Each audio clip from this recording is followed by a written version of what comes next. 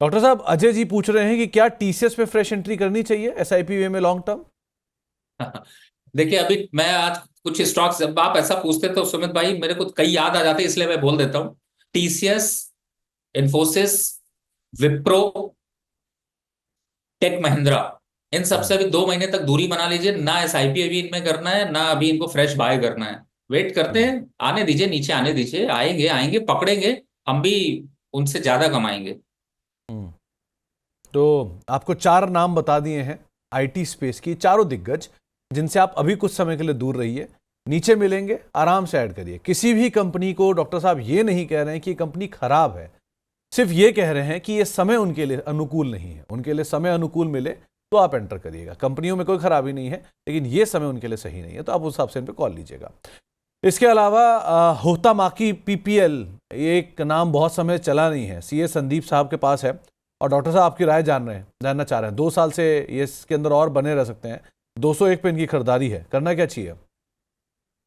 देखिए, 2 साल के लिए बने रह सकते हैं तो फिलहाल मैं ये कहूंगा कि अभी यहाँ पर वेट करें। और आपने सुमित भाई एक बढ़िया बात कही कि किसी के लिए समय की बात है, और मैं कहीं पे कोट पढ़ रहा था कि समय के पास समय ही नहीं होता है समय हम्म। देने के लिए।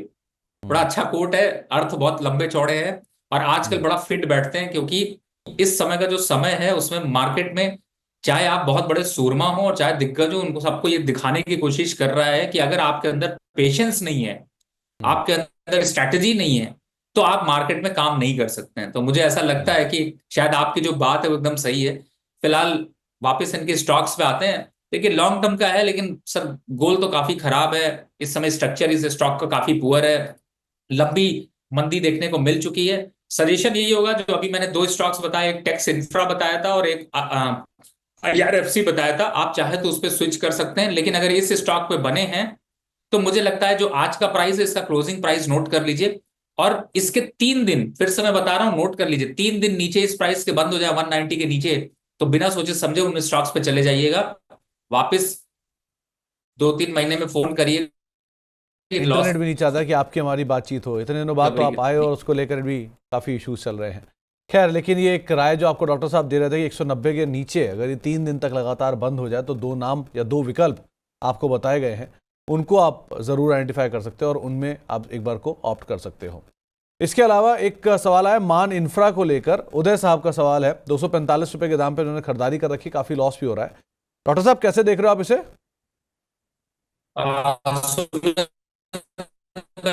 आपको स्टॉक दोबारा बोलना पड़ेगा। वैसे आपने इंटरनेट वाली बात में सिर्फ इतना ही सुन पाया।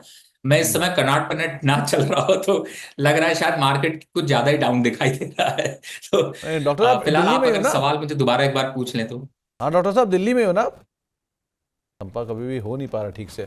डॉक्टर साहब, मान इंफ्रा को लेकर सवाल था जो हमने पूछा था।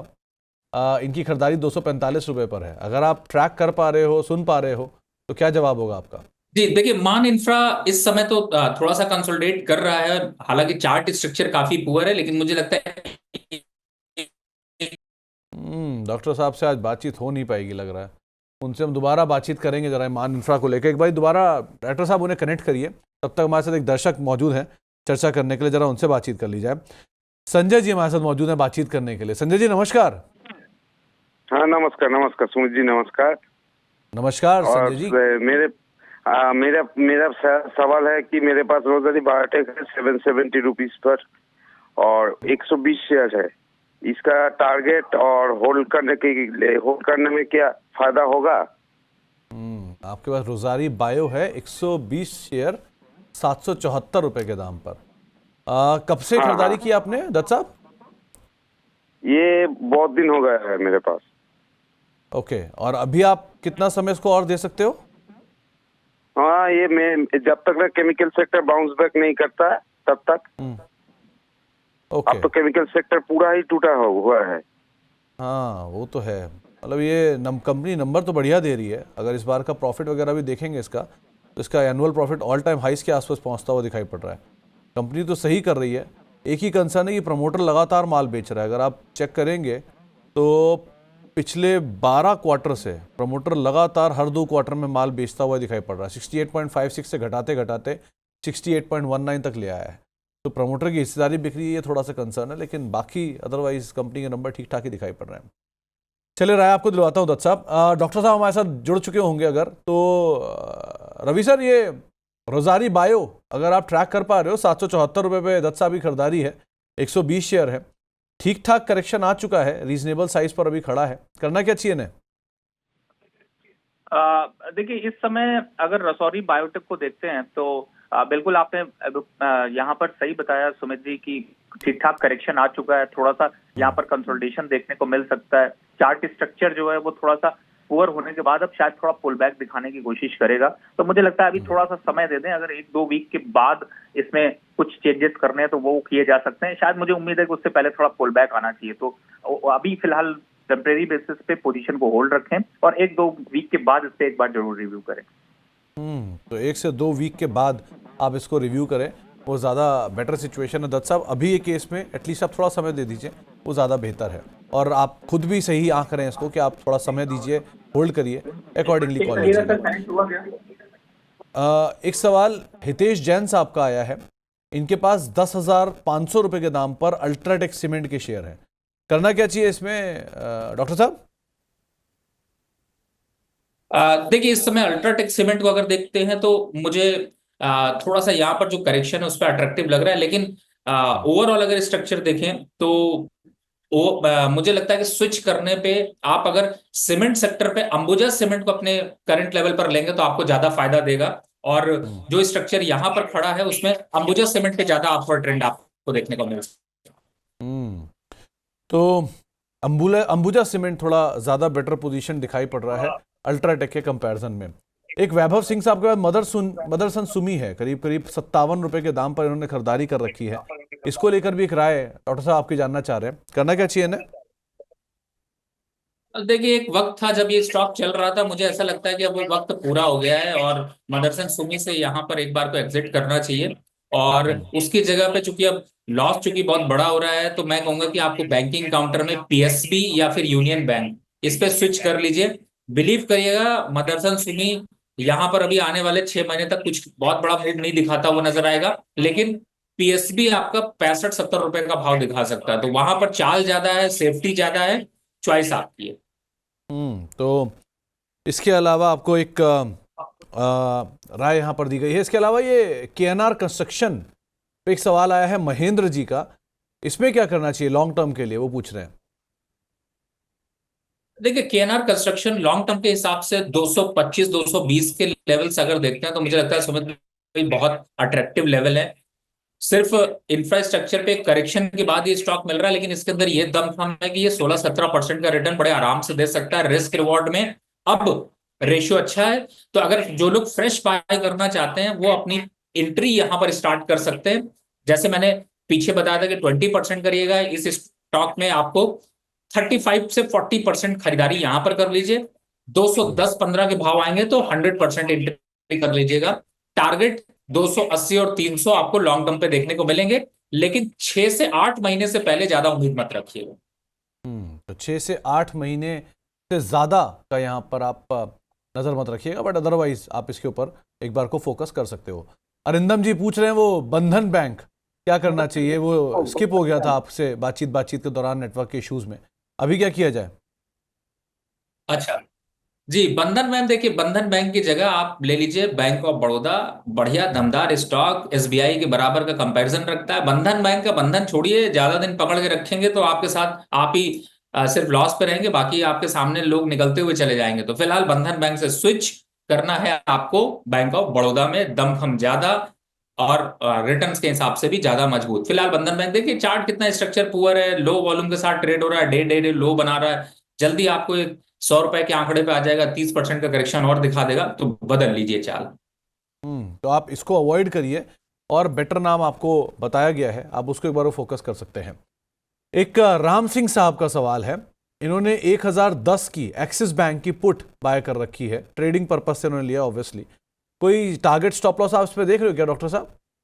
बढ़िया है सर, मेरे हिसाब से आप इसको अभी होल्ड कर और इसको अभी होल्ड करिए, एक्सपायरी तक जाने दीजिए। एक्सपायरी का मतलब है थर्सडे एक्सपायरी है, उम्मीद है कि आपको ये मोमेंटम दे जाएगा। 960 के आसपास के टारगेट आ सकते हैं, तो आपको 20 रुपए यहां पर मिल सकते हैं। तो फिलहाल वेट करिए सर। बाय किया है ना, सेल करा होता तो आपको कहता कि आप काटिए। बाय है तो आपका रिस्क तो मैक्सिमम हो ही गया, लेकिन 20 रुपए यहां से मिल सकते हैं। और इंट्राडे पे भी तैयार रहिएगा।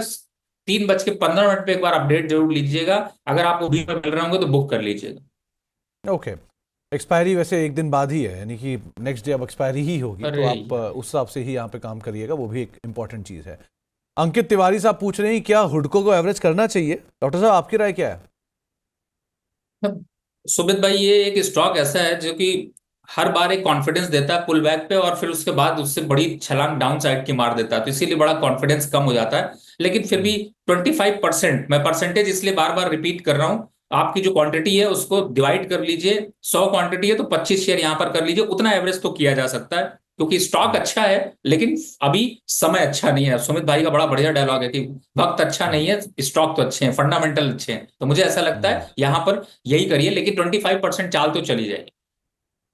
तो हुडको एक केस में सर ऑलरेडी बढ़िया तेजी आप पिछले साल देख चुके हो, तो अब अगर थोड़ी तेजी की आप उम्मीद वैसे ही लगा रहे हो, तो वही बात कि अभी थोड़ा समय दे दीजिए। एक बारी तेजी दिखाने में थोड़ा कूल ऑफ किया है, वेट कर रहा है, होने दीजिए आराम आराम से वेट, उसके बाद देखते क्या करना चाहिए।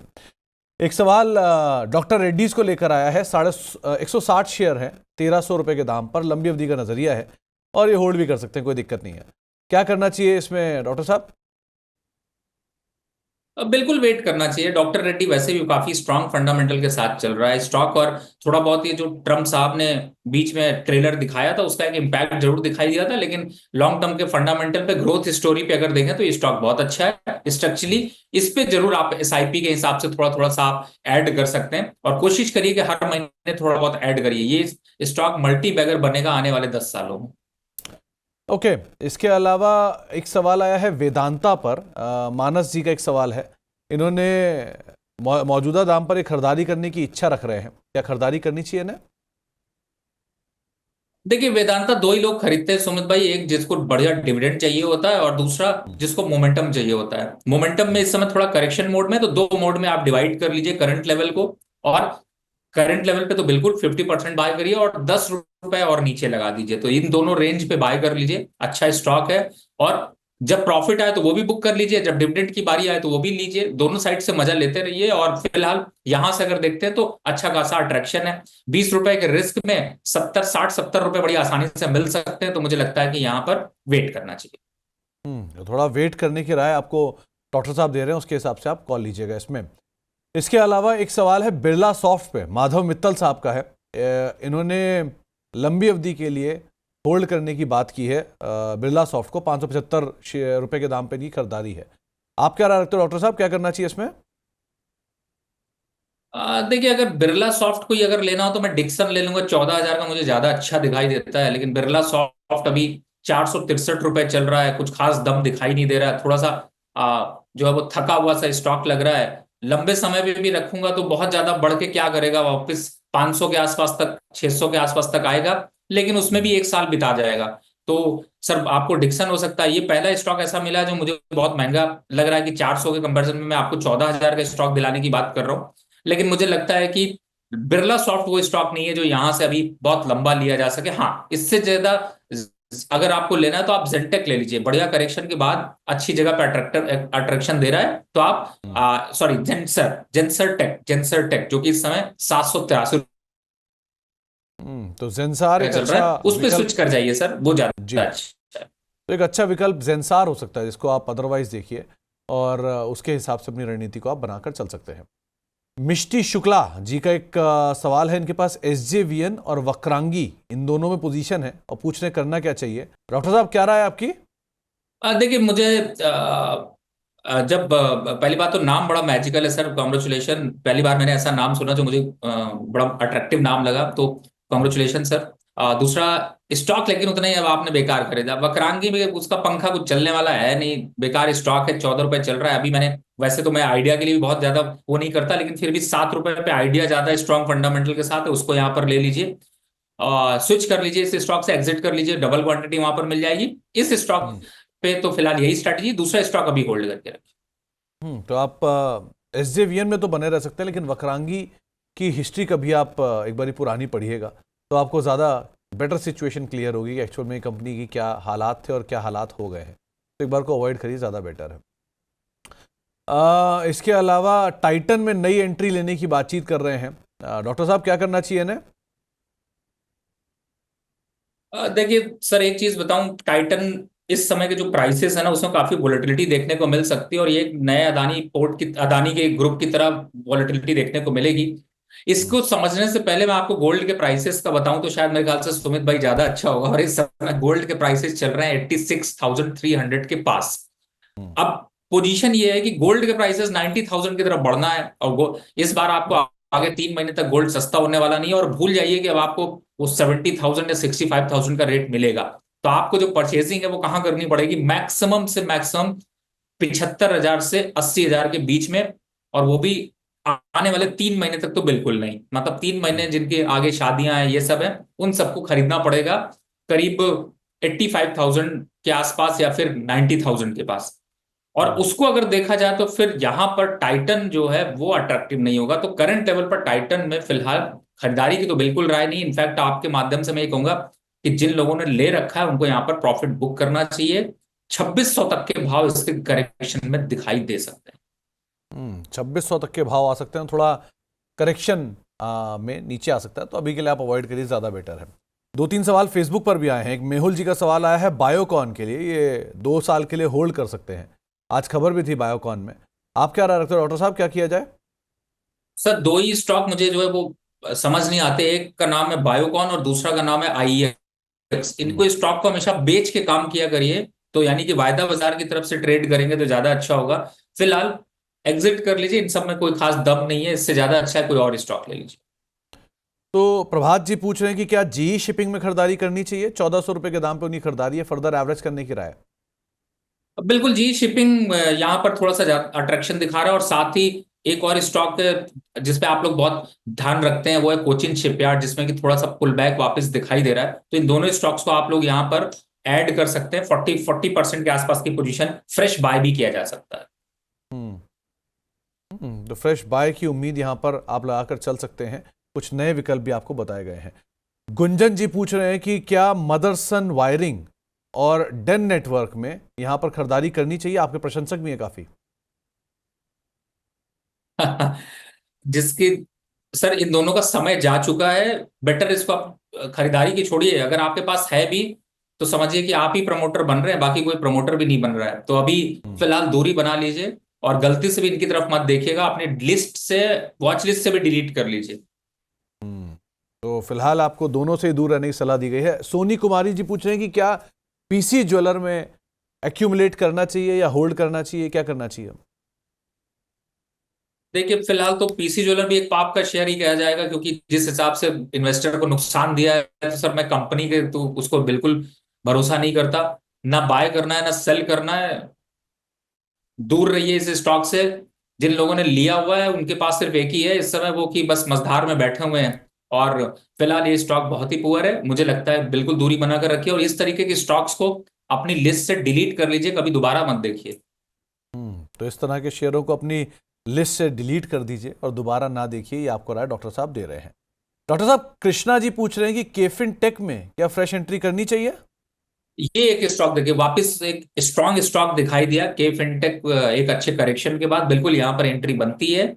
और लेकिन एंट्री मैं फिर से बता देता हूं, जो एंट्री मैं बोल रहा हूं उनको करंट लेवल के देखते हुए सिर्फ और सिर्फ 40%, 30 से 40% करंट लेवल पर यहाँ पर एंट्री बनती है। आप लोग अगर ले रहे हैं तो इस समय ले लीजिए। स्टॉप लॉस 800 रुपए का रखकर चलिए। वापस से 1200-1300 की छलांग लगाएगा, लेकिन आने वाले 1 साल का समय लगेगा। फिलहाल मार्केट के करेक्शन में इस स्टॉक पे एवरेज किया जा सकता है। तो मार्केट करेक्शन में से एवरेज किया जा सकता है, ये आपको एक राय दी गई है। राजपाल साहब पूछ रहे हैं कि एमटार टेक यहां पर एवरेज करना चाहिए? डॉक्टर साहब, आपकी राय? फिलहाल तो सुमित भाई, ये स्टॉक यहाँ पर भी है, थोड़ा लो वॉल्यूम के साथ ट्रेड होता है। तो फिलहाल एवरेज करने की छोड़िए। अभी यहाँ पर फ्रेश बाय के लिए तो अभी थोड़ा वेट और करना चाहिए। बेटर इसका स्विच ऑप्शन ढूंढ रहे हैं, लेकिन फिलहाल अभी 1-2 वीक के बाद वापस से अगर आप क्वेश्चन पूछेंगे, सुमित भाई को ज्यादा तंग करेंगे तो फिर वो दोबारा ऑप्शन दे देंगे। लेकिन 1-2 वीक के लिए तो अभी होल्ड रखिए। तो 1 से 2 वीक के लिए तो अभी आप होल्ड करिए, वो ज़्यादा बेटर है। लेकिन हाँ, यहाँ थोड़ी बहुत प्रमोटर बाइंग भी हाल फिलहाल में होते हुए दिखाई पड़ी है। एक नीलिमा जी का सवाल है, इनके पास BEML के शेयर है 4,171 रुपए के दाम पर। करना क्या चाहिए डॉक्टर साहब इसमें? देखिए, BEML या फिर BDL, मैं दोनों को कंसिडर कर लेता हूं। इन दोनों स्टॉक्स पे थोड़ा सा यहाँ पर खरीदारी बनती है, लेकिन सिर्फ 20% एवरेज करा जा सकता है। लॉन्ग टर्म के हिसाब से तो अच्छे हैं, लेकिन वक्त अभी, फिर से सुमित भाई की बात वापस मैं रिपीट कर रहा हूं कि वक्त अभी सब अच्छी कंपनियों के लिए भी नहीं चल रहा, लेकिन स्टॉक अच्छा है, तो यहाँ पर एवरेज किया जा सकता है। 20% आप अपनी बाय क्वांटिटी कर सकते हैं। फ्रेश इन्वेस्टर भी अगर देख रहे हैं तो देखिए, अगर आप 5 साल, 3 साल, 5 साल का विजन रखते हैं तो लेकर भूल सकते हो, तो इन स्टॉक्स को थोड़ा सा यहां पर खरीदारी करना शुरू कर सकते हैं। तो आपको समय अभी देना पड़ेगा। कोई भी कंपनी, अच्छी कंपनी या अच्छी से अच्छी कंपनी, अभी इस समय उनका समय अभी नहीं सही है, बाजार ही खराब है, तो थोड़ा वेट कर लीजिए, नीचे मिले, राइट साइज हो जाए, फिर आप एंटर कर लीजिए, कोई दिक्कत नहीं है। लाइकवाइज इन्फो एज, रवि साहब पूछ रहे हैं कि क्या इस पे शॉर्ट करके जाया जा सकता है? बिल्कुल, शॉर्ट करके तो जाया जा सकता है, और अगर अगले 1-2 दिन के विजन के हिसाब से देखते हैं तो मोमेंटरी ट्रेड में शॉर्ट किया जा सकता है। स्टॉक यहां से भी स्ट्रक्चर काफी पुअर है, और अगर 1-2 वीक छोड़िए, अगर 2-3 वीक के लिए भी शॉर्ट छोड़ देंगे तो आप एक अच्छे प्रॉफिट पे रहेंगे।